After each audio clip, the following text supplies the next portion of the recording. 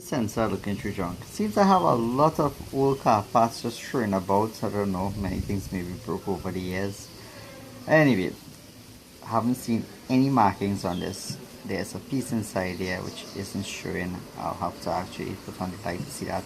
This is resistance welded 4 points onto this. Looks like a thinner piece of tubing folded at the ends, possibly pressed out. So it looks like I'll have to pry this out or cut it at this point. There seems to be no other way, and again, no markings, nothing to indicate what it is and what it does. So let me try to open it. This is a O-ring seal, so clearly this bolts into something. This way seals to prevent leakage fluid, most likely gas, some gas, and yeah, funny sensor inside here. So let me cut it open, let's see what's inside. So the material is fairly easy to flare, very thin material actually, and yeah, with the light on we can see inside there. Obviously it's a metal piece there, isolated from the outer housing, so there's, and that are not joined, but yeah, no ability to tell what it is. So let's knock this open and see what we get. Alright, this turned out to be fairly odd.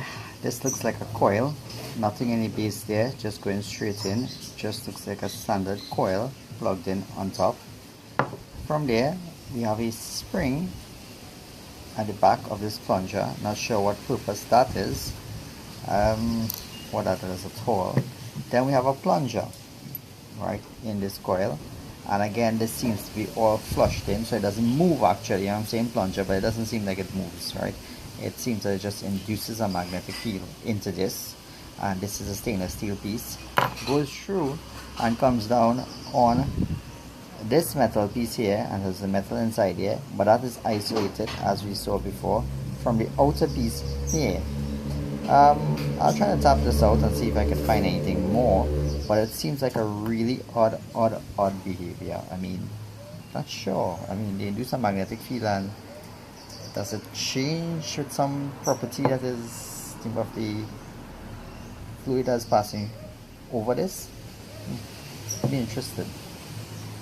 What I tell you, so I was able to knock this out. So this came out clean from there. This is just a housing, nothing special about this at all. And this is the top stainless steel part that we saw pressed in here with a taper here with what appears to be a brass piece inside and a rubber. I'll try to pound those out, and then this was just the seal at the end of it here. This piece fits into this. Not really sure what happens. I wonder if it is that the pressure causes this to move slightly, and that slight movement, right, which is spring allows, would cause a difference in the magnetic field, right, the current draw from the coil, because it would change the permeability slightly. So maybe that's what's going on. That's my best guess right now. This is actually not a sensor per se, in the sense of not a electronic item or sensor here. It's just meant to move up and down in this spring, keeping it in position, and it would basically say, yeah, slight movement would change the magnetic permeability, would change the current draw in this coil. Best guess. Figure out which part of the car it is in, not sure, but yeah. So I'll just pound this out for the sake of pounding it out and see if I can get anything in here. Probably not useful anyway. It may even be better just to keep it inside and use it as a bushing for something. I don't know, I'll just pry this piece of rubber and see what I get.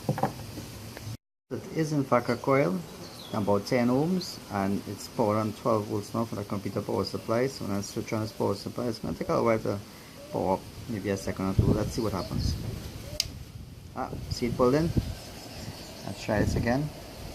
Take it out. Yep, I'm feeling the force. Yep, yes, it's pulling in. So yeah, that seems about right.